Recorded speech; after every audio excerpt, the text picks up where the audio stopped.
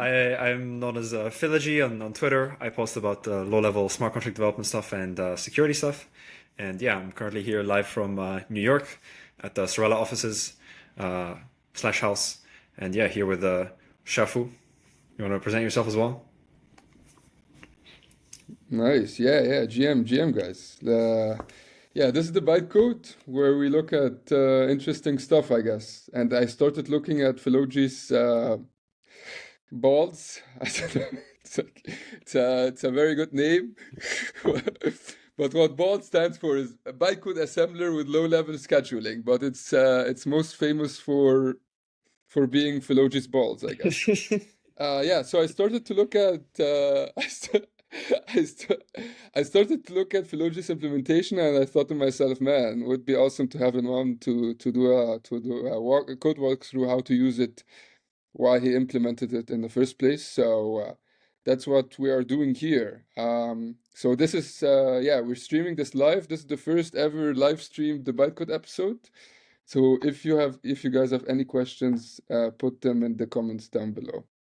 Awesome. Philogy, should we start by let's introduce what BALD is exactly.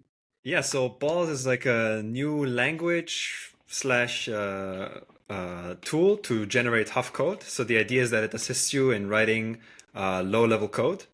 And yeah, the reason you want to do this is one, writing low-level code is fun, but it's also really tedious and annoying.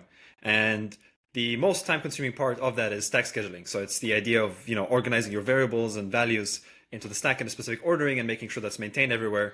And yeah, it takes up a lot of time, and also it's often hard to get the optimal layout, especially manually, because you have to try different combinations, you have to see if it works, and especially in Huff, where you're maintaining like stack comments to make sure things look nice, like for example these stack comments here, it can be quite time consuming. So BALD basically lets you write almost Yule-like code, and then it'll just auto-generate for you the resulting Huff code. And also based on the options you give the compiler, it'll also optimize, and even in certain cases can guarantee you the optimal stack layout for your macro, which is really great. Like if you compare the code here and here, like here it even has comments, so it looks like it's a similar size, but it's much more readable. Like you can see, okay, I have a variable here as input, I'm loading some stuff from call data, I'm doing some stuff with it, and then I call return at the end. And then you get this Huff code, which, without comments is not very readable. And things are also in like a weird order, right? Like up here, we defined it that the two call data loads are right next to each other. But if you look in the resulting code, actually they're not next to each other, because I guess it discovered here that this is one of the orientations that lets you save instructions. So the main thing it's trying to optimize for is swaps, right? Because everything else is kind of necessary, like a dupe. You need that when you're referencing a variable, right, multiple times. Like for example, this too, or wait, like for example, this from balance, when you're accessing it multiple times. So here and here, you need to dupe it, right? There's no way around that. Or the call data load itself, you can't avoid that, right? But things that you can avoid are swaps, right? Especially here in this code where it only works for continuous code. That's another limitation. That's the main thing to optimize for, right? So that's how it's laid out. So I think I would just go into an example and start coding with it. Philogy. Yeah, definitely. Yeah, one question. Like when you say optimal in respect of what? Like code size, gas wise, what are you trying to optimize here? So in this case, it's both gas and code size, because it optimizes for a very specific thing, which is, as mentioned, like the stack layout. And here it's specifically minimizing the amount of swap instructions, right? Because it assumes, so it doesn't have, unlike Solidity or Viper, it doesn't have like a so-called peephole optimizer. So for example, if you're doing something suboptimal, like you're doing multiplication instead of a bitwise shift or something like that, it won't be able to optimize that part for you. Like BALD expects you to already do those kind of optimizations yourself, although it may do that one day in the future for you. But the main thing it really focuses on right now is minimizing the swap instructions, right? So if you look here in the code, for everything, it only uses one swap. And if you try to write this Huff code yourself, you may notice that you might end up writing more swaps just because it takes some time to manually figure out what you need to do, and basically Balls just like looks through all the possibilities for you and then gives you the first one it finds that seems to have the minimal amount of swaps. So that's what it's optimizing for specifically. So it's not necessarily optimal in respects to other things, right? Because it doesn't know how to optimize them yet. But specifically this, which is if you write a lot of Huff code, this is like a big part of it, or like a very tedious part of it. Is like it's writing all this and also maintaining the stack comments. And then the next thing is that as soon as you want to change something, it's very likely to change the optimal stack scheduling, and then redoing all that is again super tedious. So this is a cool tool to write Huff with. Nice, very cool. Okay, so what do you think would be a great idea to do next? Like look how to use it or jump into the implementation? I would jump into how to use it and maybe write some code with it. Let's think. What would be something cool to write in low-level code that would typically take quite long, but with Balls we can do it quite quickly. I don't know. I'm currently working on rewriting meth with it. So I could show some of that, but that's already done. I feel like it might be funner to write a little challenge. So why don't we go to Gaslight, or how's it called again? The repo from Thomas. How was the? Do you remember how the Gaslight repo was called, where they had all the different snippets, optimized snippets in there? No, let me try to find it. I'm just thinking of something to optimize. Okay. Gaslight.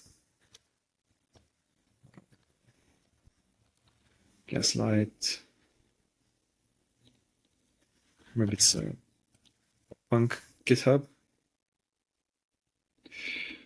Yeah, I found it, I think. Should I send it to you on Telegram? You can also send it on Riverside. Oh no, can you send messages here? Oh no, then just send it to me on Telegram, yeah. There we go. Pump LNC, Okay. I Gaslight think I Core. can put. All right, let's open this up. All right, so I already did in Huff a very optimized airdrop contract, but I think that could be a good one to do because it seems like it has a lot of like things going on the stack. Let's check it out. Okay, so here, some assembly, relatively simple loop. I think this might be a good point to start just for now. So let's write a very optimized, an even more optimized implementation of the airdrop contract, right? So let me begin by just initializing a new repo. So let's do we're going to call it just like airdrop balls. And although balls is its own language, like you still need to use Huff. Because as I mentioned, one limitation is that it doesn't support control flow yet. So you'll need to do a lot of the control flow yourself still in Huff. But it'll still save you a lot of work. So let's start by opening a new file. And yeah, let's call this airdrop airdrop ball. So if we first look at the implementation here, this is great because it gives us reference implementation that we can start to use. Basically, the goal is to take a token address, take a bunch of amounts and the total, and then you first do a transfer from into the contract, because the transfer from is more expensive than a transfer. So you transfer everything at once into the contract, and then the contract can do a bunch of other transfers out here.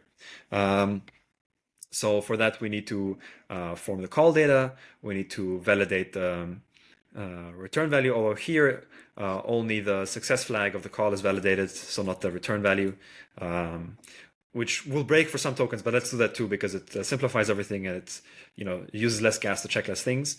And then specifically, I think where we will be saving the most gas versus this implementation is this loop right here, right? Because as I showed on Twitter, the Solidity compiler, even when you write inline assembly, it's not very good at stack scheduling. Like if we take this function, and then we throw it into a Solidity contract. So let's do a quick Solidity contract over here. and look at some of the instructions that are generated. And we put that in here. It doesn't have any dependencies, I don't think, so we can just compile this. And let me do optimizer runs. Like, let me just put optimizer runs to the max so we can see what the compiler spits out when it's trying to do its best. And then if we spit it out, and then we disassemble this quickly, we just can directly get the runtime bytecode like this. The only reason I know this command is because I've just done it so often. But yeah, basically the out folder is just where all the artifacts are stored. Then JQ is a thing for just parsing JSON, and then cast is just the tool that comes with Foundry. So if we look at it here, if we look for, yeah, there we go. So here's the set, and if we look at the jumps, okay, so it has here.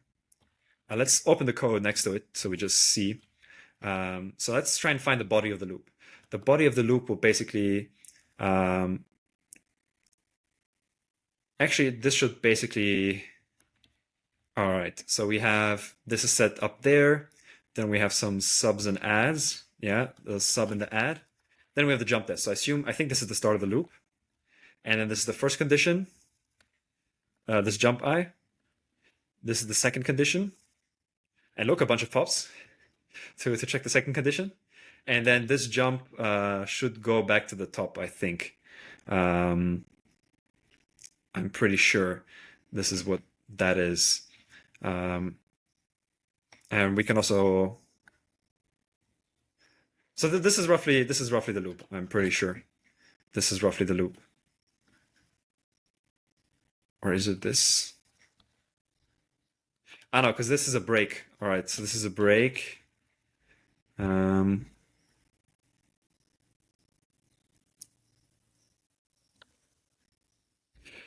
this should roughly be it. But you see, there's a lot of pops, and if we look at the swaps that are here all over, there's actually not that many up here, but there is a lot of pops.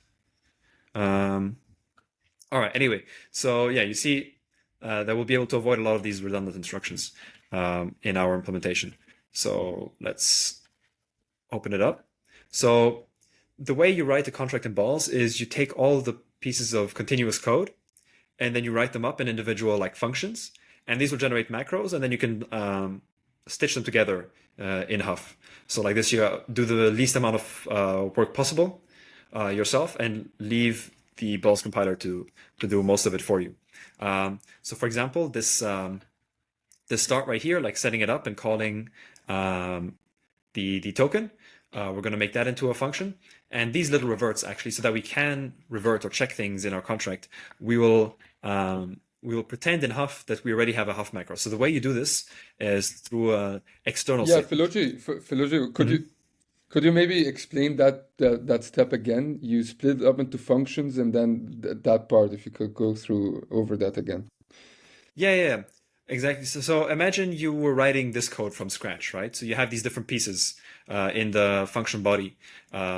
And one limitation I explained is that balls doesn't support any branching code, right? So any function you define in balls, so if I define a new function now, called like my function or something, it doesn't have to be all caps, by the way, that's just my convention. If I write some code in here, it can't branch. It's like there's no concept of ifs, there's no jumps, there's no for loops, right? So you have to mix it with Huff to do that. So to be able to write most of our code in balls, so we have to interact with Huff the least, we look at all the continuous sections. So if we look at this code, we would see, okay, all this code doesn't have any branching, right? Here, there's an if, means there's a branch.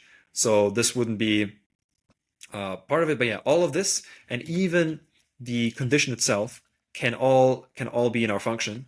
And then as soon as it comes to the if, that will have to like do in Huff. And then similarly here, calculating all this stuff before the loop starts, this can all be one function.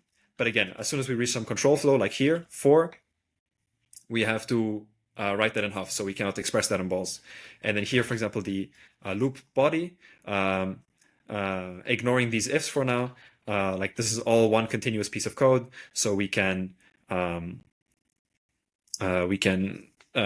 do that all in one function, right? So for example, here I'll define like transfer body for my for the body of the loop, right?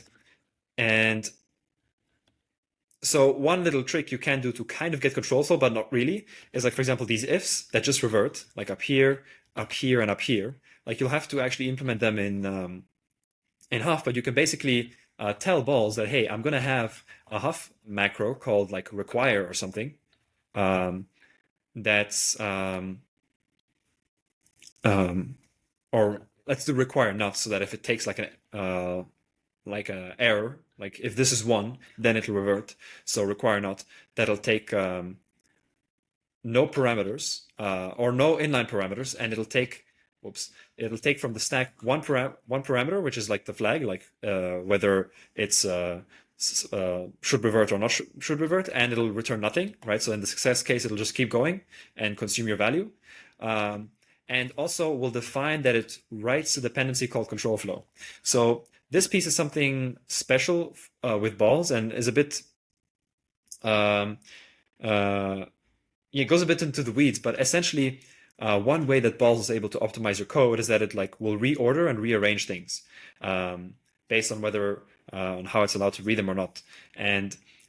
But the danger with rearranging things is that you may actually break the code, because certain things, like for example storage accesses or writing to memory, they have to maintain the order. So balls is aware of dependencies, and you can even define your own that tell balls like, hey, certain things they have to maintain their order, and certain things you're allowed to change. Like for example, if I read from call data, I can put that in whatever order I want, because call data is immutable and it's a read-only operation. So it doesn't matter if I'm reading this section of call data first and then later this section, or in the other way around. So it won't put any thing here. Actually, I'll define this as a read control flow. So what this means is that this has to be placed in a certain order relative to things that do write to control flow. So like a jump or like a stop or like a return, these things, they have to be placed in a different order relative to that.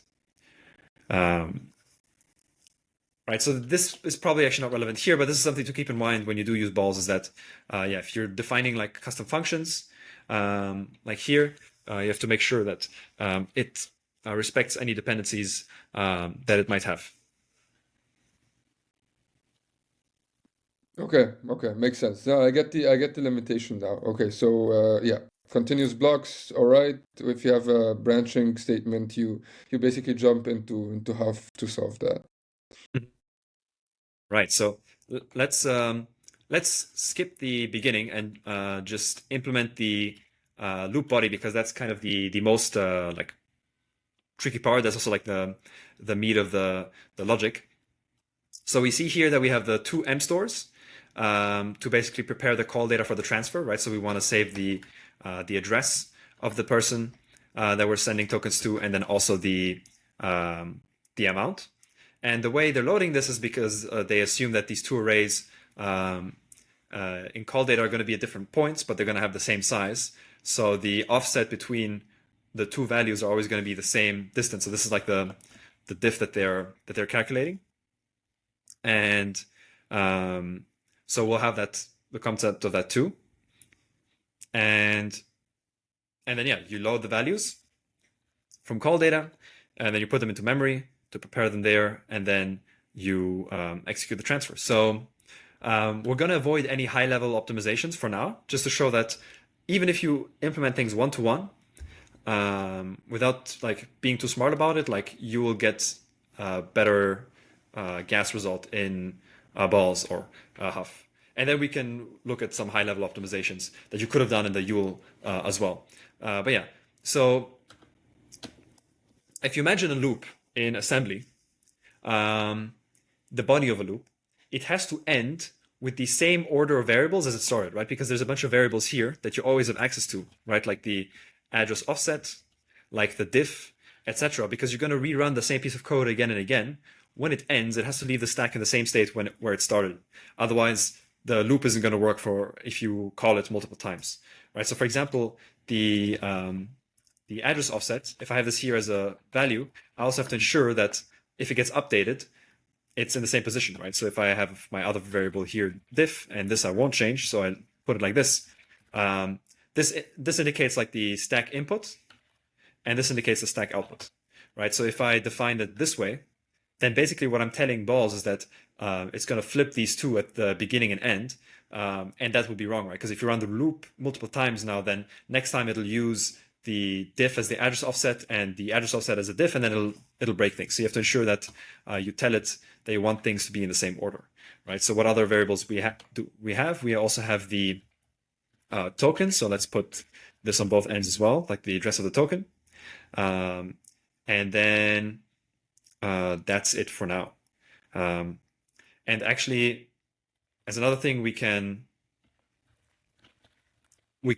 add a variable here on top that called repeat. So what this means is that it takes in 3 things from the stack and it'll return 4. And then this value is basically the condition down here, whether to loop again or not. And this will be consumed by Huff to basically do the branching. So it's fine that the stack is different than the input because this value will be removed in Huff, and then we'll have 3 and 3 again. So yeah, in a loop, you always want to keep the input the same as the output, minus the like looping condition. So now let's basically recreate what they did here, right? So we want the address. So for this, we just define a new variable. We call data load. Then we want the amount. We can just call data load again using this offset. Oh, and actually, you can't use diff and balls because diff is a reserved keyword. So diff is not an opcode. It's just the subtraction opcode.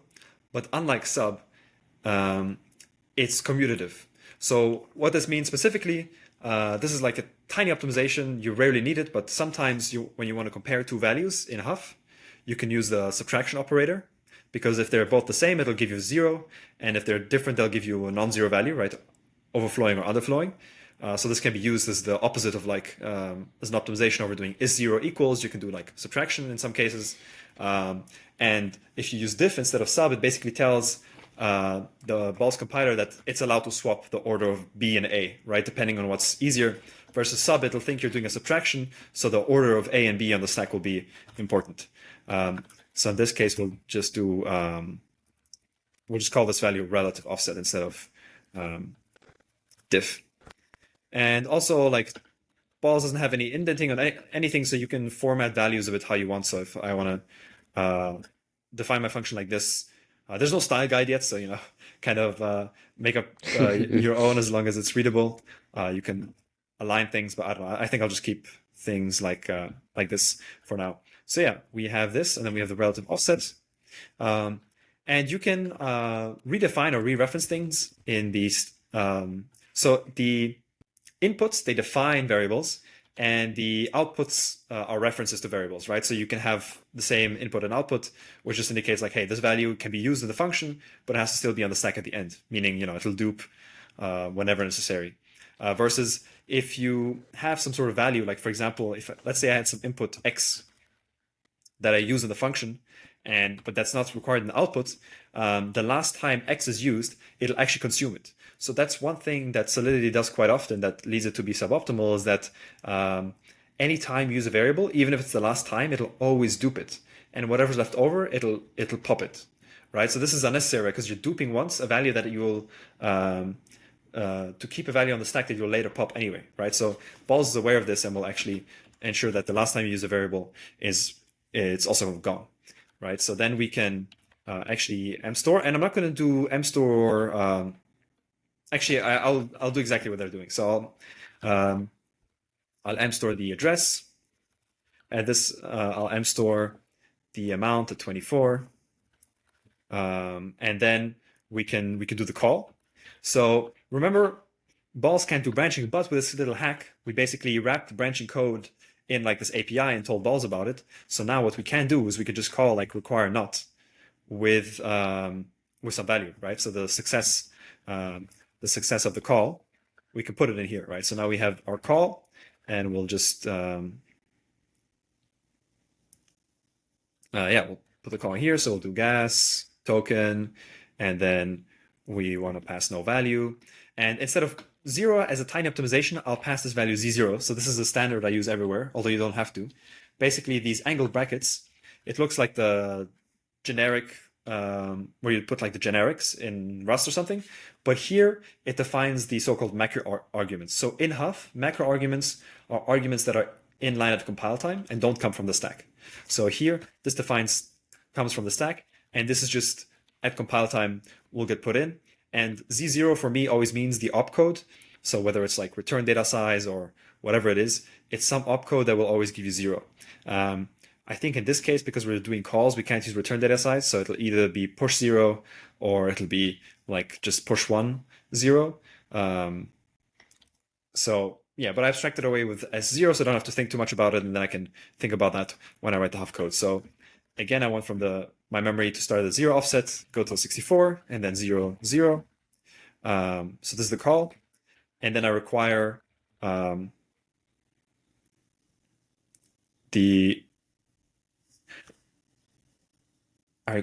So this is a require not, so I want to put a 0 in it. I can also define a second function that just says like require and also takes a macro argument like this, and then I'll use that instead, and then I'll put it that way. So now we have our call to the actual token. For the transfer, we check its success flag, and then we just want to update the address offset. So we'll say the new address offset is just the previous one. In my language, unlike a lot of languages, you can also put single ticks or like quotes at the end of your variable names. I might remove this in the future if there's strings. But this is because, yeah, in a lot of conventions, like if you like look at mathematical notation, oftentimes like a tick will denote like some sort of updated or changed value. So I like the idea that you can add one tick or multiple, but it's only valid at the end, right? So you can't put the tick in the middle of your variable name and still have it be valid only at the end of the name. Interesting syntax. So yeah, we just update the Yeah, value. I've not seen another programming language do this. Did you invent this? The tick at the end. Yeah, Um, it's nice. I like it. no, I think I didn't invent Obviously, it. it's I like a think derivative Haskell or also has something this. from math, but oh, it's Yeah, in yeah, yeah. I Haskell? think Okay, Haskell okay. also has this. Yeah, it also lets you do ticks at the end. I think that's also where I was inspired to do it, actually. Now that I Yeah, I remember. see. But then, yeah, we're basically done with our function, and then we just say that whether the loop should repeat or not is if the address offset is less than the end, and we don't have the end value here, so we can add it here. And now you may be asking why I put things in a certain order. So that's one thing that Balls also can't do for you yet, is order the inputs and outputs in such a way that'll reduce it. It just says here, you just tell it an ordering, and it'll find the cheapest way to achieve that ordering, but it may not necessarily be the best ordering.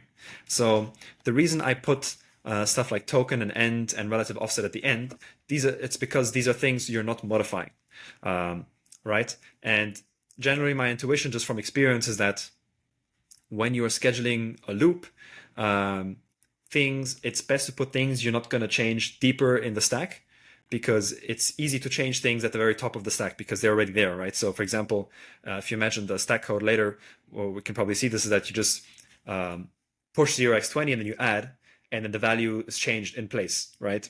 Instead of having to swap the value to the top, change the thing, and then swap it back. But yeah, we'll see. And that's one cool thing about Balls, is that it lets you easily check and compare different schedules. So now we wrote the whole function, and let's see if it's valid. So I already installed Balls on my system. So all you need to do is you run the file through it, and then always, when possible, use the -d option. So there's two algorithms it uses for scheduling. One is Dijkstra, which is the D flag, or there's like the default, which is called like the guesser algorithm. So the Dijkstra algorithm, on the hood, it always guarantees you the optimal layout based on the constraints we laid out before, so the minimum amount of swaps. And the guesser algorithm will run faster, but it's not guaranteed to give you the best layout always. Sometimes it'll not be as smart and maybe use a swap when it wasn't necessary. So the only time you want to use the guesser algorithm is when your function is so large that Dijkstra is just not handling it and it's freezing your computer. Because, yeah, basically what Dijkstra does is it runs an exhaustive search on all the combinations, and that can get pretty bad if you have like a huge function. So if that's the case, then you want to use the other algorithm. But for this small function, Dijkstra will definitely work. And then we'll also add v, which means verbose. So this will just give you some stats about the scheduler. And particularly in this case, we only care about one stat, which is the swap amount. So if we run this now, it'll give us the Huff code. Actually, let me run this again so we can isolate it so we see one screen. And this is the main metric I care about, right? There's a bunch of metrics around the internals of the algorithm, which I should probably hide this away. This is mainly for development. But basically, this is what we care about. The so-called cost of the schedule, or the amount of swaps. And here it only used one, right? Which I think is pretty good. I mean, we can try rearranging things and see if we can get it to be better. So for example, like what happens if we swap these two? And actually, let me change how we're displaying this. It's a bit easier to visually see. But basically, okay, if we rearrange these two, it's the same, right? Different code, but it's the same. What happens if we rearrange this in token? And in Huff, if you were to try these different combinations, you'd kind of do it as you go along, but it'd be much slower, right? So the iteration speed versus writing Huff can be much faster when you're using balls, because you can just go back and forth and see, and then everything is giving me roughly one. So I'm relatively certain that one is the optimal layout. So let's go to the one that was just the simplest to understand that we had before. It was this. Like this, and then, okay, it's still giving me one. And then this is the Huff code that is Picel. So you can either copy paste this into a file, or if you want it to be more convenient, you can take your Huff file and you can add a comment that says balls insert start and balls insert end. And then there's an option in the compiler that lets you directly feed this into a Huff file. So I can, and if it finds these comments, it'll be able to insert your code automatically. And then it won't display it here anymore, right? It'll say inserted, and then it's automatically there. So this is great if you want to set up like a build pipeline where you have just like some simple like bash scripts that run balls a bunch of times on different files and pipes them into different Huff files automatically, instead of having to copy paste stuff yourself. And then you have it directly in Huff like this. And if you want the stack comments to be a bit nicer, you can limit the depth. But this may give you like a bad layout. So by default, if you look at the options, the max depth is 1024, like the EVM's max depth. But for example, if you wanted, this will also lead it to schedule faster. You can try lower depth. So for example, 4. Whoops, the health flag is still there. So 4. So in this case, it's impossible to schedule it with 4. It's just like there's no way, because for example, like the call opcode itself needs like 7 parameters. So this is not possible. So we need at least 7, but 7 is still impossible. So we need to try 8. But yeah, we have a lot of variables in our stack. So yeah, it turns out 11 still works and gives us 1. So now it's a bit tidier. I'm not sure if that's actually less than before or not. I think it's a bit less deep than before. So in this case, we got lucky. But there's some cases where if you constrict the stack depth, it'll still give you an output, but it'll use slightly more swaps. Then giving it a bit more room to breathe, right? So there's different like little parameters you can tweak and tune on the compiler. Those are actually the main ones, like the Dijkstra flag, and then also the max depth flag. But yeah, now we have this the loop, the body of our loop, and then if we actually want to define the loop now in Huff, so if we go up here and we just create a macro called like, I don't know, do transfers, right? And then we say take some parameters. So what do we need to start? We need 4, and then let's say just returns 4, right? So basically what we want is also the same inputs here at the beginning. And then we have a label called loop start. We just run the body, and let's also do the Z0 thing over here. And then it'll return what it returns here, right?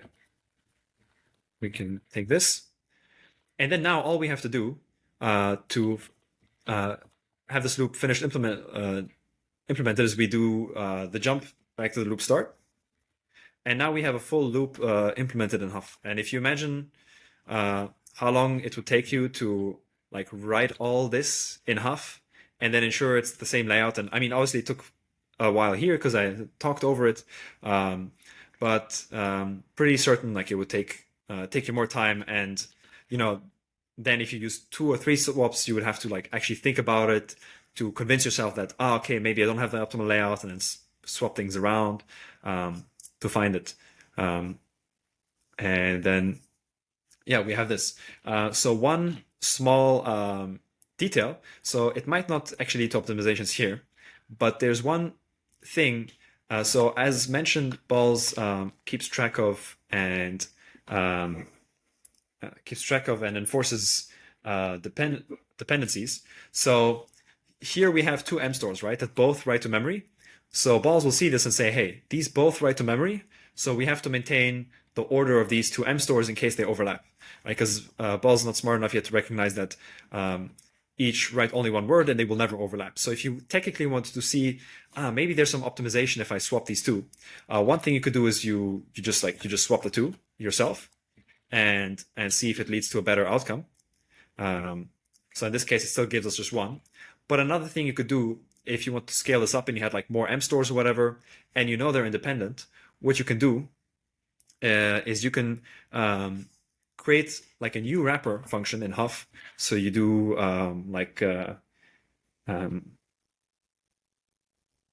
you can just call this underscore M store.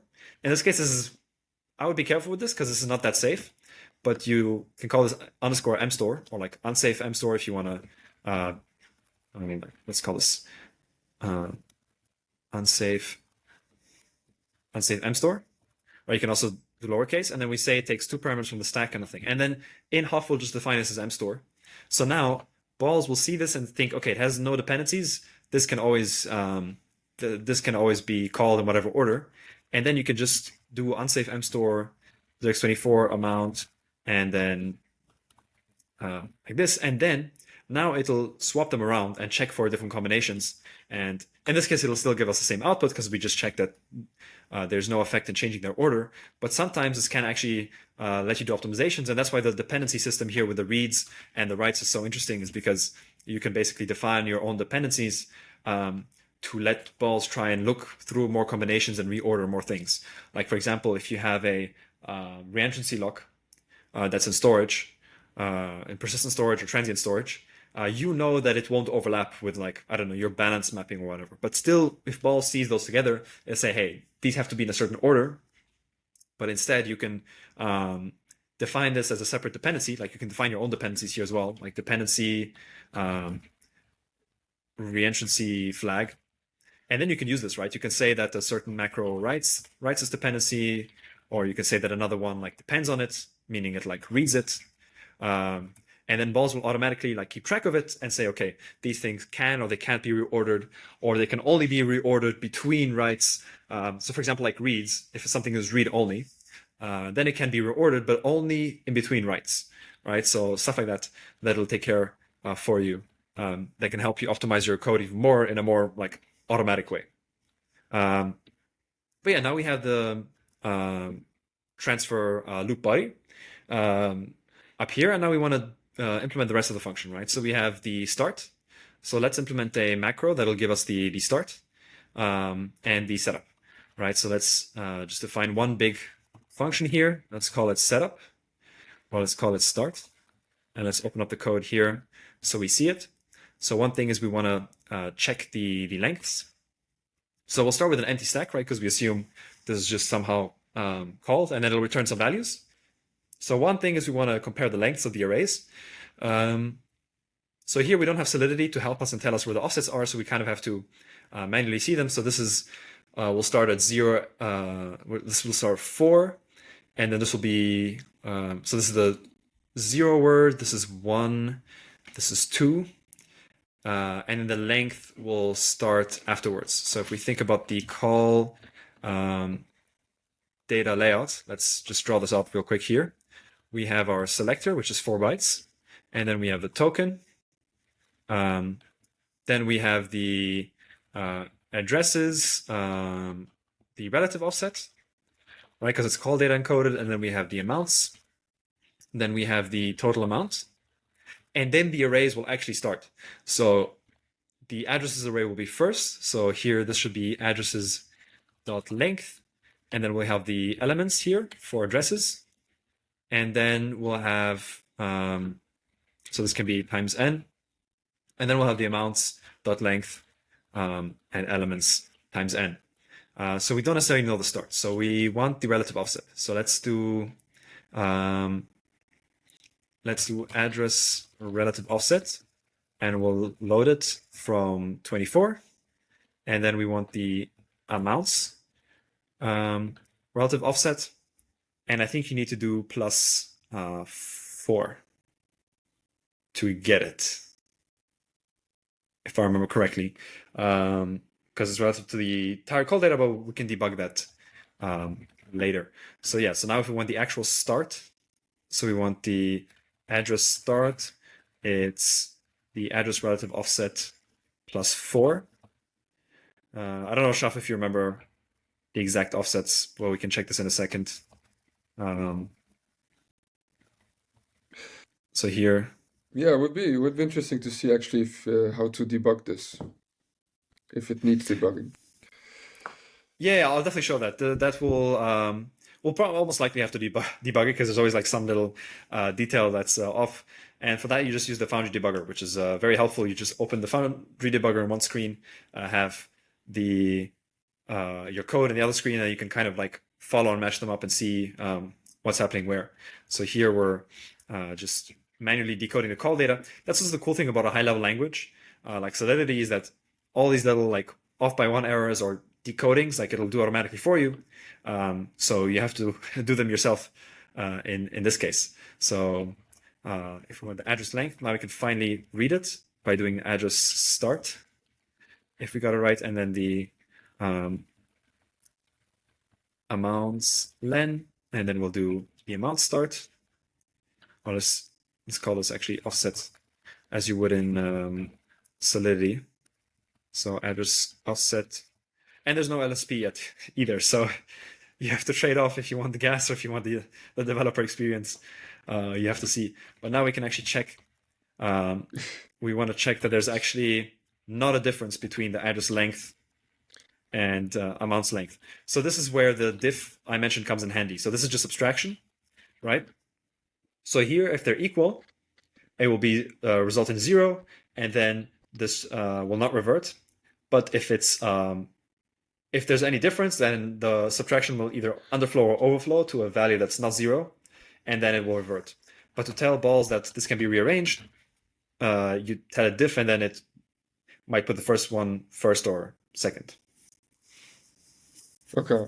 Actually, because you mentioned an LSP, the syntax highlighting, I guess, is from Huff. You didn't write any syntax highlighting for bonds. No. So I did. This is using TreeSitter, and it's not part of the main TreeSitter like repo in NeoVim. So in NeoVim, there's like this plugin called TreeSitter that does syntax highlighting and auto-completion and indentation for different languages. It's like the common like standard like API. And I implemented the syntax there for it.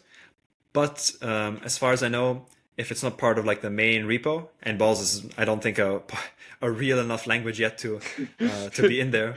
I don't think I can get it added there. So for now, if you want to install the syntax highlighting, you have to do so manually. I think the repo is balls TreeSitter. But that's awesome, man. I thought you were just reusing the Huff one, but it's awesome that you wrote one yourself. It's pretty dope. I don't know, maybe Ballsitter? Okay, I'll link the repo afterwards. I don't remember where it was, but yeah. Okay. Yeah, because it's not exactly Huff syntax. It's almost Rust-like in a lot of ways. But yeah, so now we check the length as we did here. So all this code here, all these lines, they're just basically what Solidity does implicitly for you. And then we can also, let's load the token and the total amount. So the token is just call data load 04, and then total amount is just call data load there. And we know this from here, right? So it's 0, 1, to 3. So 3 times 20 is 60, and then plus 4. I mean, this is not actually 60. This is 96 because it's hexadecimal, but that's why I like writing hexadecimal in this case, because it lets you do the offsets more easily. And actually, that's one small but cool thing in balls, is that it'll let you write either decimal numbers or hexadecimal numbers, where in Huff you're forced to always write hexadecimal.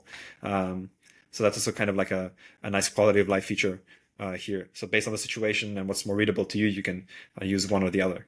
And then, yeah, we can actually start preparing the stuff in memory. So let's do mstore z0, and then let's do this value. So we do this, and then in this case we have to do the padding manually because it won't be inserted for us. So I think it's 56 zeros. And that's the cool thing about Vim, is I can just type 56 on my keyboard and then 0, and then it'll automatically get added. And if we check the total length, it's 64. So that's correct. And now we can do 4 and do the caller, the address, just like it did.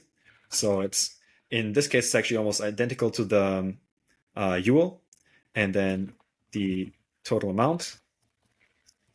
And then we also do the call. So we do the require, and then we call gas token Z0, Z0, 064, Z0. Right, so like this, we have this control flow if in here without actually having to interrupt our balls function and hop to Huff. We can do it all in balls.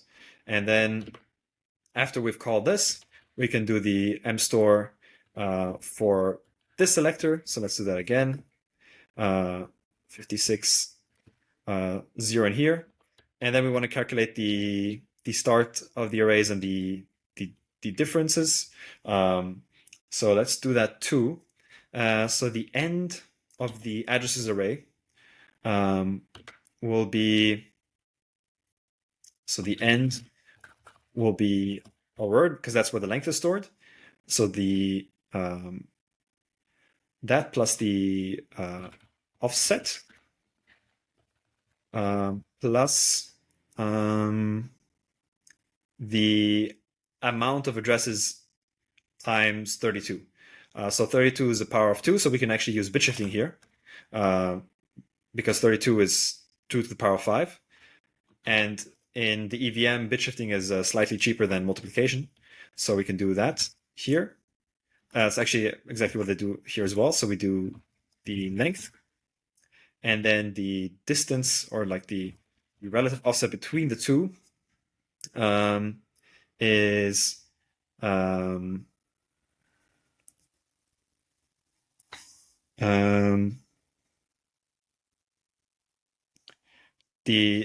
that offset minus the other offset, I think. Yeah. So we'll do. So in this case, we want to use sub, not diff, because we wouldn't want the compiler to rearrange things for us. So here we want to use the amounts offset. Oh wait, it subtracts the. Okay. Yeah, because the addresses are earlier than the amounts. All right, so let's do the address offset and the amount offset here. And now we want to say that start should return all these values in the order we need it for the array. So we want the address offset first. And this is actually the offset where we start reading, not the offset of the array. So actually we need, so we can redefine, the balls lets you redefine variables. So you can do address offset is equal to add address offset 0x20. You can do that. So our first variable is address offset, then we have the relative offset, then we have the token and the end.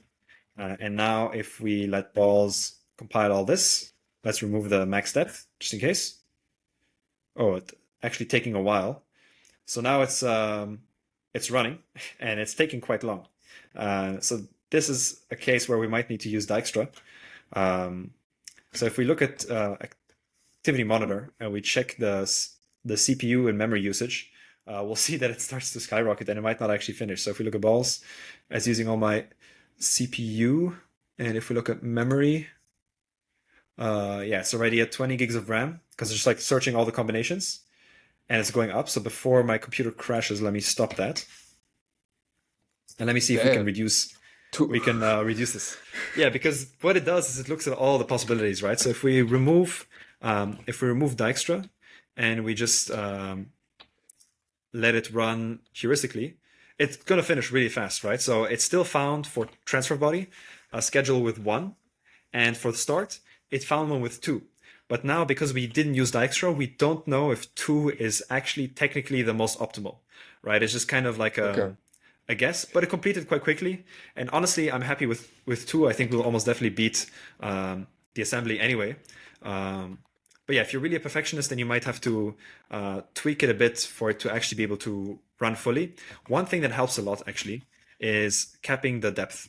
So if we cap the depth to maybe 12, I'm not sure if that's enough for... Actually, let's look at the output. So it did go quite deep. And actually, I dislike that it puts the whole thing in here, the padded version. So what you can also do in balls is you can define a constant that comes from Huff. So you can do constant transfer from, and then constant transfer. And then I'll just use these instead. And then this will make the code cleaner, but I'll have to define them in Huff, but that's not a problem. So let's regenerate this again. And now the stack is a bit cleaner, but yeah, this is going really deep. So that's why it takes so long, is because, yeah, it looks through all the combinations, and when your stack is getting this deep, it can cause some problems.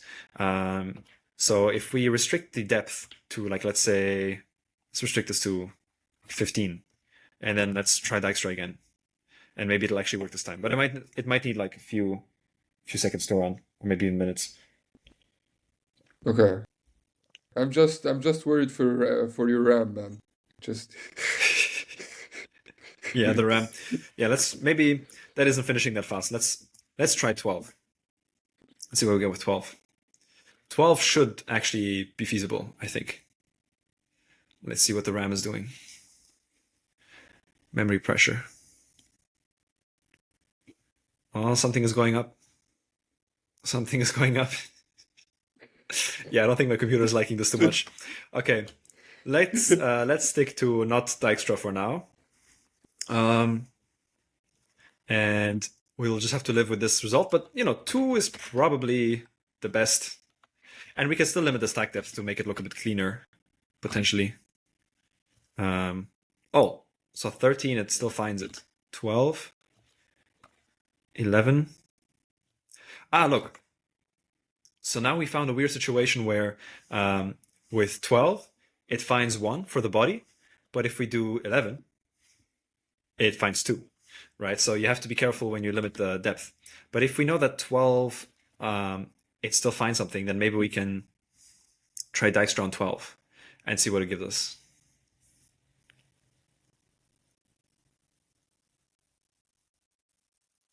But it might be too slow. Also, this is a live stream, so I don't want to take forever. But yeah, if you have time and you have the resources, you can... But the issue with this algorithm as well is that it's exponential, right? So it being a little bit longer can actually indicate that it'll run much, much longer. So yeah, let's say we're happy with the result, and we'll do this so it looks a bit cleaner. So we have our code. And yeah, all automatically generated. Imagine you have to write all this by hand in Huff. Would be kind of a pain, I'd imagine. So yeah, let's define our constants now. This was this padded. And then we also need the transfer constant, which was this. So now we have these constants. And now we just have to string these methods together, literally. So what we do is we have the output here. And if you look at the output here, this is exactly what we take here as the input. So actually, let's define this as our underscore main function. And let's define our main. So usually I use return data size as the push 0 opcode because it's backwards compatible. But in this case, we could check that call value is 0 and then use call value. But I think in this case, it's just simpler to use actual 0 and it'll just push 1, but we'll be happy with that. And yeah, so we do, so instead of taking 4 and returning 4, let's do 0, 0. And at the end, we will just stop. So stop doesn't care if there's stuff left on the stack. The EVM will just be like, okay, you're stopping now. We don't care what's on the stack. And then start up here, which will give us all our values that we need. So one little optimization I made that Solidity is not able to make is the loop, right? So if you imagine the loop and how it's implemented is that you have these conditions. You have this condition at the end, and it will check this condition if it needs to jump away, right, the break, and then it has another jump to the top. Instead here, I have a single jump at the end that will jump to the top if it needs to loop again. But the issue is, what if the loop is done on the first iteration, right? So in this case, we need a way to stop early. We can have a label here that jumps straight to the stop, and we can just have an extra check here. So I could implement this check in Huff, which would look like comparing the address offset to the end and seeing if they're equal. So this would be dupe 1 and then dupe 5, I think. And then you would have this layout. Address offset end. And then you could compare them and then skip to the no loop, right? And then you would have this logic here. And then you have one extra branch the first time, but then it's cheaper every subsequent time, which is pretty nice. And even this condition, I would often write it in balls because it just seems a bit cleaner. And thinking about the dupes and making sure they're all correct just is kind of tricky sometimes. So I'll just I can implement something like this called like skip loop. It takes this and then returns this. Oh no, we want this version. Yeah, because in Huff, I like to use the reverse stack ordering. So the deepest end of the stack is to the left, and Balls uses the other way around. So the deepest end of the stack is to the right, which most people use. So in this context, it's kind of confusing that you have to flip the things, but most people write it deep on the right and top to the left. So it's fine here. So we have our stack here, and then we add the value here, whether we should skip, and we can calculate this very easily by just saying skip is equal to if the address offset is equal to the end. And it's basically the same, but if we compile this, it'll give us 0, which is good. And if we look at what Huff gave us for this function, it's super simple, right? It's almost the same instructions, it's just flip the 2 around. But it just gives me that extra bit of safety that, okay, I did the dupes correctly, everything is fine. So I just replace this with skip loop. And then I know whether I should skip. And then I have this. And then this should be the full function implemented. Now we don't have the dispatcher to check the selector at the top or whatever, but we'll skip that for now. And now let's try and test the contract. So let's first see if it compiles. So I'm going to use the other Huff compiler for this. Although it should also work with the other one. Let's try the real one.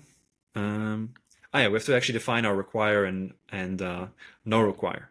So for the no require, I'm going to put a global revert here at the end and do 0, 0 revert.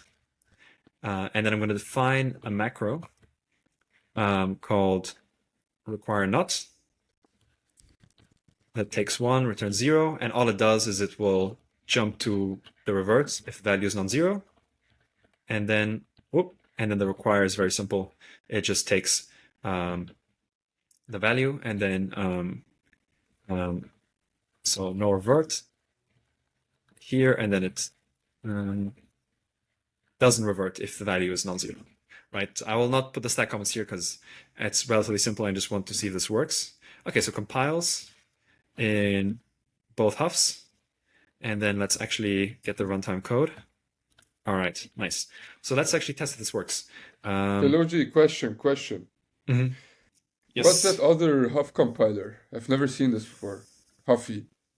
So the other half compiler is the half compiler I wrote in rewrote in Python that doesn't have all the Oh, features of the original half, but is heavily simplified and lets me modify it quite easily. Because yeah, if you ask the original Huff authors um, about the Rust Huff implementation, they'll also say that it was one of their first Rust projects back when they were learning Rust, and it's just in a lot of areas it's overly complicated. And I just wanted to have a nice overview of the compiler and optimize certain things in the compilation. So, for example, my Huff compiler will actually let you do 1 byte jump labels instead of 2 byte. Although I think they added that to the other one recently as well. But there's just like some small details that are slightly improved, some details that are worse. So yeah, I just like to use it because yeah. I wrote it and I'm familiar with it. Um, Yeah, but sorry. yeah, Actually, there's not a huge difference. this was a super dumb question. I just looked at the repo and I did like a small PR on the repository. So I remember now. I remember now. Okay, so yeah, it's a Python implementation of the Huff compiler. Nice. Exactly, exactly. So let's actually test this. Um, test airdrop.t.sol, and then let's actually get an ERC20 token in here. So let's install our favorite library, which is Solady. All right, awesome. So now we have access, so we can write a mock token. So let's do mock ERC20 sol, and then ERC20, and we'll get the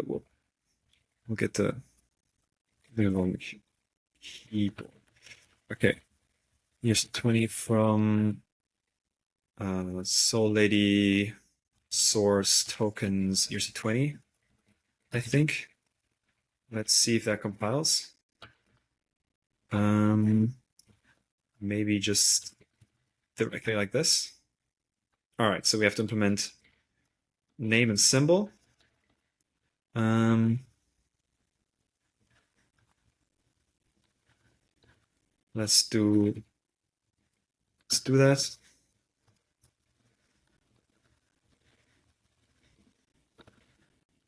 This, and we have to pure override so we don't get any warnings.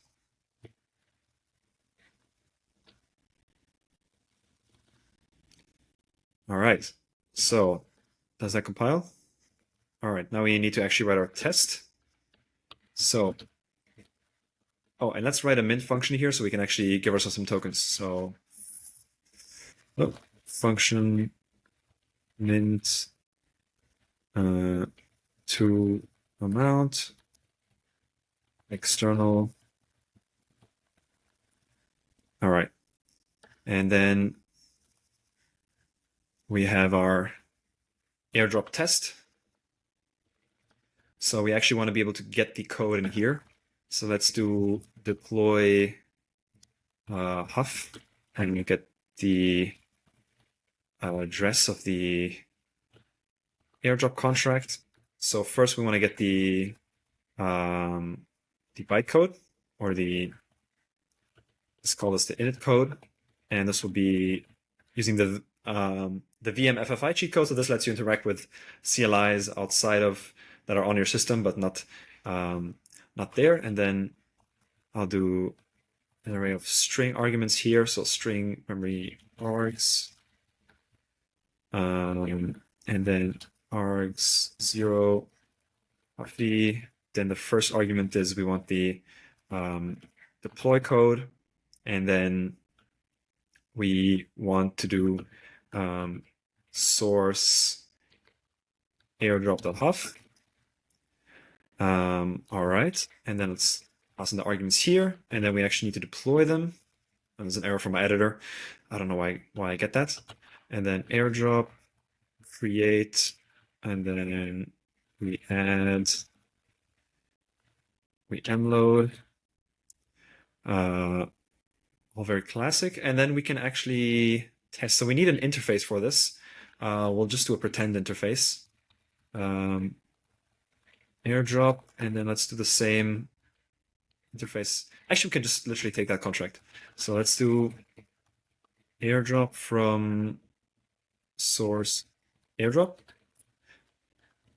And then now we have the Huff version, and we'll just say Huff is, we'll just wrap this version. So now let's write the actual test. Airdrop too many. And then we'll create our token.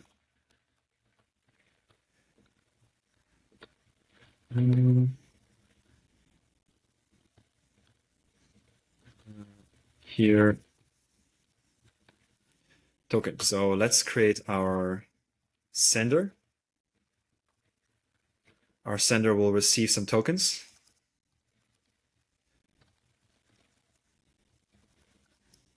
And then our sender wants to send a bunch of people some stuff. So let's do, well, we'll send our friends some tokens. And then let's do like this. And then they'll all get some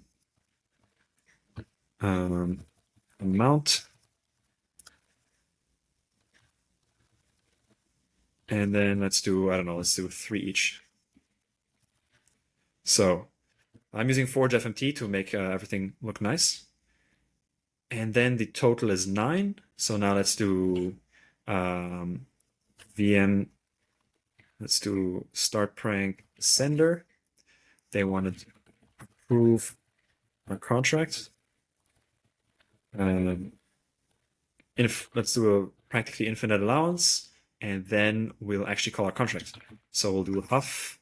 What was the function called? Airdrop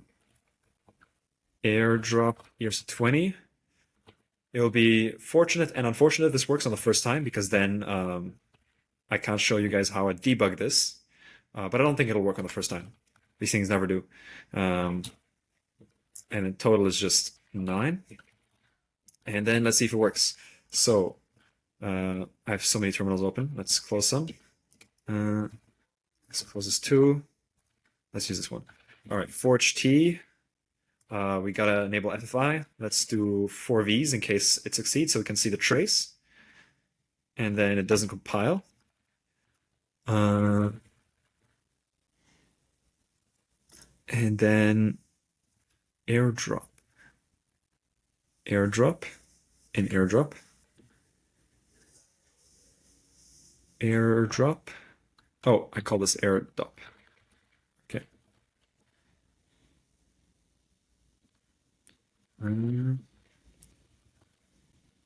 Airdrop. Okay. And compiling. Reverting. Okay. So, oh, not activated. Okay, so this happens because I think it used push 0 and we don't have Shanghai enabled. So let's do, I think, EVM version Shanghai. Then that should be good. Okay, so it looks like it actually worked. Wait, but who's it transferring to? Yeah, I also did not expect that. So wait, we have 4 transfers. We're transferring to friend 1, friend 2, friend 3. And then we are, who's transferring? From the contract to somebody else, transferring 3 tokens.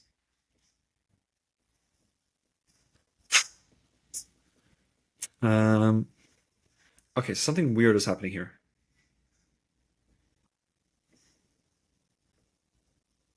It's being called 4th time. With 0? Oh, it looks like it ran one. It looks like it, yeah, it looks like it ran one time too many. maybe I started the offset too far back. So let's look at our balls code. And the start. So the reason I suspect that we're starting too far back is because it's running one iteration over and it's giving us an amount of 3, which looks like the length of our array, and then 0 is probably just out of bounds. So it looks like it just runs 3 times and then runs again.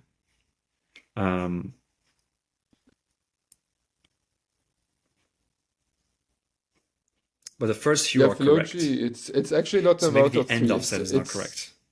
The to address is 3. The amount is 0. Ah, the to address 3. Yeah. Good point. So our end, we're setting our end to be the offset plus the length plus 20. And then difference is the amounts offset.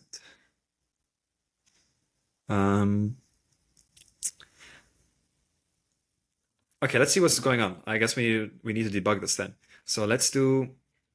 So for this, we just do dash dash debug with the name of our test method, test airdrop to many, and then we'll enter the Foundry debugger.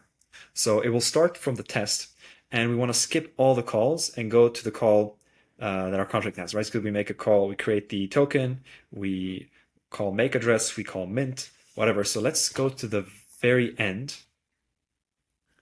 and let's go back. So let's go back one call to the stop prank. And then let's go back. So unknown contract. This looks like it's our contract. Okay. So this is the point where it ends the loop. So let's go back.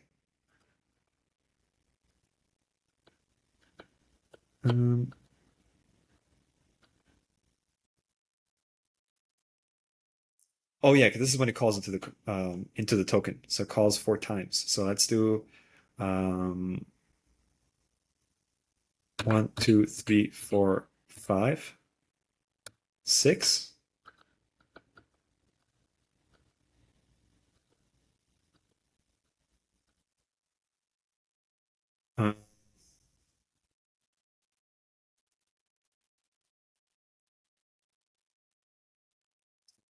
Again.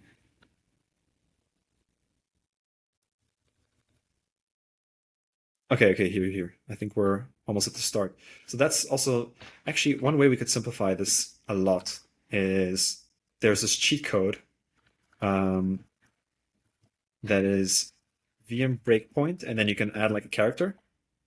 And then if you enter the debugger, you can actually jump straight to the breakpoint. So I can now do C to the breakpoint, and then my next call should be into the contract. All right, so now we're in the contract. Great. So let's split our screen. Oh, okay, let me quit the debugger and start it again. A terminal size too small. Okay, never mind. Then we have to do it full screen and just switch back and forth. So let's jump to our breakpoint and go into the contract. So we have our values here. It's calculating. Let's see the call data. So we have the call data here, so we see what we have. So we see 80 is the start of our array. Okay, so we're loading some stuff. Some stuff is happening, and then we're looking for the subtraction opcode because that gives us the difference. Or actually right before the jump. Oh no, that's the comparison, I think. So that's the. So that was the call. I think that was the call to the function. So what we're looking for is, it looks like the n is badly calculated. The end offset here. So we're looking for that.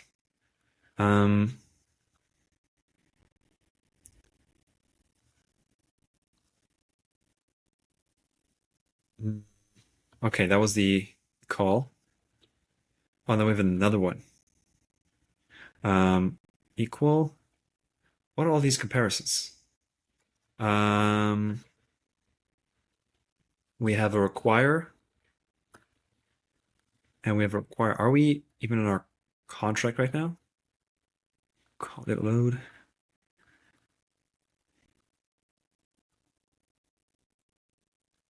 Gas. Um,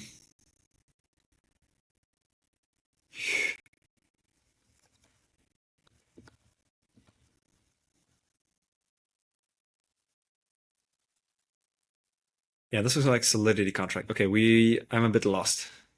So it can be hard to debug occasionally when we're doing this. So if we look at our Huff code, if we look at our loop, at the very end we have a greater than. And if we open a new terminal and we look at where that greater than is, so we actually compile the runtime code. And the greater than right before the jump by, right? Perfect, it's right there. So now in the debugger we can look for that. So B4.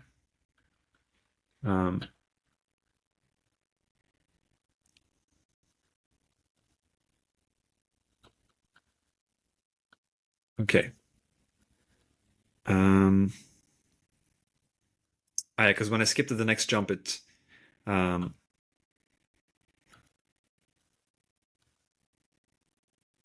okay.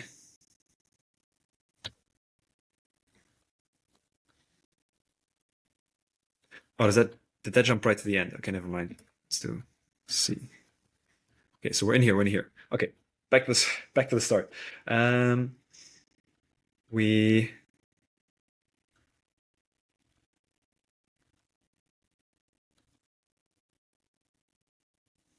add 20. So when do we add 20 in our contract?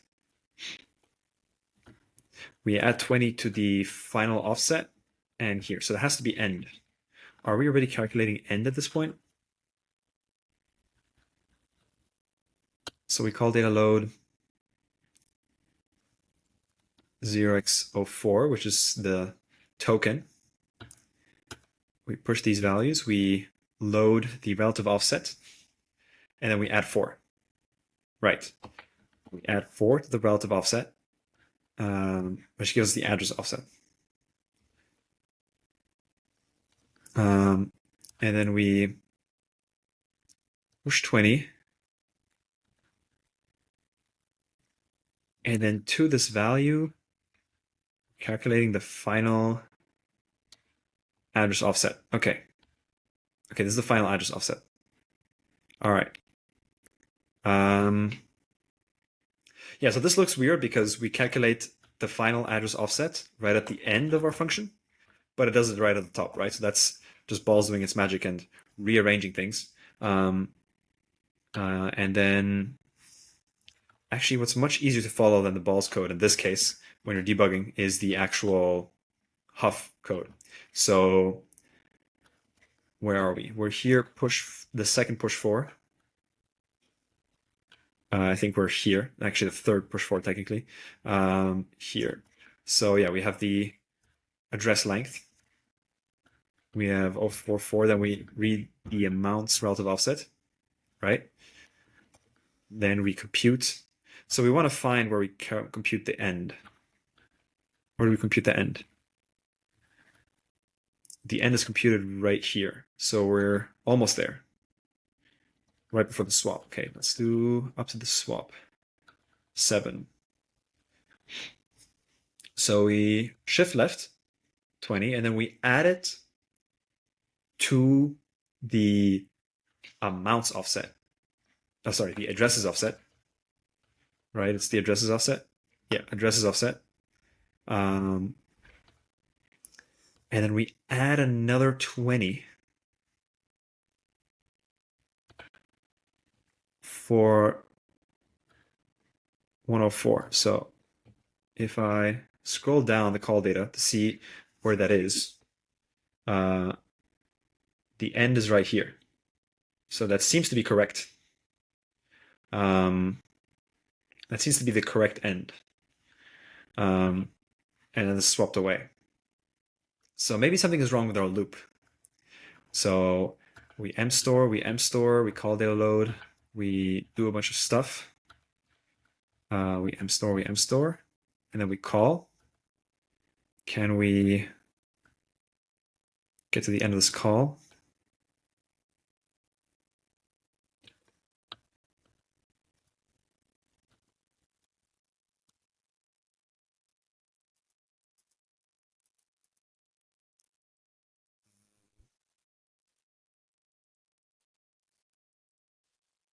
Oh, we have.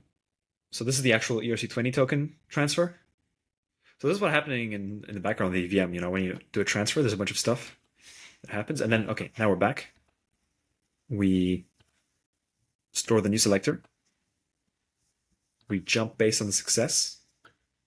And then we jump based on some different values. If we go back here, yeah, this is the very end. So where we jump once and then we jump another time. And now we're out of this code, right? Now we are in the skip loop portion, right? So if you remember, skip loop is just duping the values, comparing them. They're not equal, so we're not going to jump to the end. And now we know that we have to execute one iteration, right? So let's jump to the next jump using S. Is there a way to jump over this? Okay, let's just go through it. And all right, whoops, a bit fast. So we returned, we jumped over this. So now I compare this, it's still not there. Oh, I see. I think I see the error. Okay, so what we saw there is that the two values get compared, but the value that gets compared is the wrong one, right? It's the counter, but it hasn't been updated yet. So if we look at our function calls and we see if it repeats, look, that's the error. You see, so we're comparing end with address offset, but it's not been updated yet. So it's the value we had at the beginning of the loop, not the end. So I have actually had this happen to me quite a few times because of this little tick here, because it looks clean, but it's also very easy to confuse the two instead of like updated or something, or instead of just like replacing it, you call it something slightly different. So I think I'll actually remove that in the future because it is confusing. But yeah, I think now if we rerun it, oh no, sorry, I have to recompile the balls. And then now if we run it, it should be, yep, now it's only 3 transfers. All right. Nice. There we go. So now if we assess the gas, let's do the gas report. Approve mint. It doesn't do a gas report for the Huff contract. Okay, we might have to just do 4 Vs and isolate. Then we can also get the gas cost. So if we look here, we spent 113,000. And now if we swap it out for the Solidity version, let's do that real quick. So let's do instead, let's just keep calling it Huff, although it's not Huff. We'll do an actual airdrop contract. And then if we rerun this and see what the value is, so instead of 113,000, it's also 113,000. So the difference is smaller than I thought. The difference is 655 gas. So it's not huge. All right. In this case, it's not huge. It's about, what is that? That's about 220 gas per loop iteration. And when your main transfers already cost 20,000, it's like 1% gain per iteration, right? Not huge. I mean, now we can start to make like high level optimizations. And So Philogy, for one example, one question. thing we can do, yep. What is isolate doing in the forge command? Ah, yeah. So isolate is this new mode they introduced that changes how they compute gas. So it makes it like as if it were actually running on mainnet versus the warming and cooling being different, right? So with isolate, you'll see it's actually a bit lower because it'll treat the entire test as one transaction versus treating every call as its own transaction. Okay. That's a cool feature. But yeah, I guess that's a demo of balls. So you see the gains are not huge. But if you need those gains, and they can be much larger, like I showed an example where I compared Huff code to Solidity for adding numbers, and there it was there the gains per loop were actually smaller, but they added up more quickly because it was adding numbers. So here, like if you're airdropping 100 people, that's 100 times 200 gas. That's yeah, it's already 20,000 gas.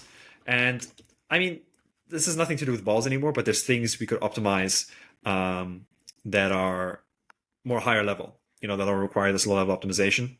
Um, One thing, for instance, would be that there's a require in every loop, right? There's some branching in every loop. Instead, what we could do is we could just track like a global error value, right? Or a global like success value. Actually, instead, um, so what we could do is based on the success flag, we would do an mstore8 to the byte in memory that is in accordance with this flag, and we would override it with 0. Right, and then at the very end, what we would do is we would check whether the 1 was ever overwritten. This requires us to change some. Actually, okay, this live stream is about balls. Let's stay at low level optimizations for now. Yeah, I mean, there's not any more low level optimizations to make here. So yeah, I guess that was the demo. If you're writing low level code, especially Huff, use balls because it'll auto generate a lot of code for you. And if you ever want to make a higher level of, actually, I think this is actually a good demo of balls. So let's say we want to make a high level change to our low level code, right, without rewriting too much code. So we want to rearrange the memory layout such that so instead of having these left padded, we'll just have them to the right, and we'll change our memory offsets. So we'll do, instead of 04, we'll do 20, and then we'll do 40, 60. And then here, instead, we'll have this start at 1C. And then similarly for transfer, we'll have, whoops, let me swap these again because it didn't make a difference. We'll have these at 20, 40. And then we'll have this also 1C. And actually, we don't need 64, we just need 44. Oh, actually, that might have been why mine was costing a bit more. Okay, so this change itself shouldn't be, shouldn't make that big of a difference. It actually shouldn't make any difference. But here, let's remove the padding. And let's rerun our code. So, all right, we're going a bit over with the live stream, aren't we? Just a little bit. Like I have to sleep in like half an hour, but we're okay. We're okay. Okay. Good. I think this will be the final thing I show. But yeah, okay. So we made a minor change, and look, the Huff code updated automatically. We didn't have to worry about that. Although I think for that change specifically, we could have done it easily if it were just Huff as well. But now let's make a bigger change, right? So now we have, so we're overriding. Let's make the change that we don't check the success on every loop, but we make it overwrite the value in memory. So we'll have it write 0 to the byte with offset success. So what this means is that if it's always successful, it'll always be 1, and it'll always only overwrite the byte at 1. But if it's ever failure, it'll overwrite the 0 byte in memory with 0. So that means that if at the start we set the 0 byte to 1, a non-zero value, and then check it at the end, this will be 0 if it failed at any time. So it's the same as checking every loop, except that in the revert case, it's more expensive, right? Because here, let's say it reverted on iteration 3, then we will already stop at iteration 3. But here, if it reverts on iteration 3, it'll keep calling 7 times and then just check at the end. But most of the times, you're not going to revert, and you should try and optimize for that case.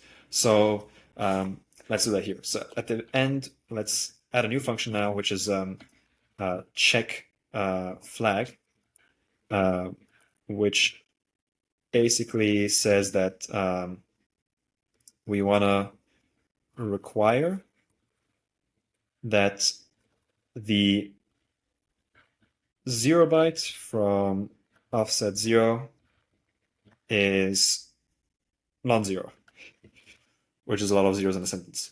And then this check flag, we just have to compile it. Look, transfer body actually now has 0 swaps because of our change, right? And that was discovered automatically. Like we didn't have to do anything for that, and realized, hey, now that you move things around, we actually no longer need a swap for that function, which is a cool realization. And then now we can just put in our code at the end, before the stop, let's put a check flag. And actually we can put this before here. So if the loop is skipped, we know that it couldn't have failed because there were no transfers. Actually, we'll also do the same pattern for the first transfer. So let's do that. No, it won't work. Okay, let's keep it like this for now. So now let's see that our code still works. No, it does not work. Let me compile this and see why it's failing. Yeah, check flag needs the 0 argument. I always forget that. So let's run it now. So it still gives us the 3 transfers, and now it's even cheaper. Let's compare it with how much it cost before. So before it cost 224, and now it's 220. So it dropped by 4 gas. But I think the savings will be larger the more iterations you have, because we have quite a few iterations. Let's actually pump up the numbers to make it a bit larger. Let's make it 10. 10, 10, and then 3, 4,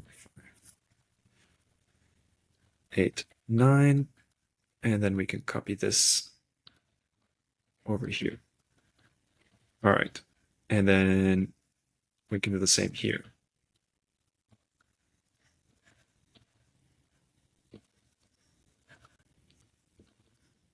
And the total is now 30. Let's see if this still works. So current version for 30 costs, looks like it worked, costs 291K. So let's make some further optimizations. Now, in the start, we also unnecessarily check a couple times. So we also want to ideally use this system. So what we can do is we can say that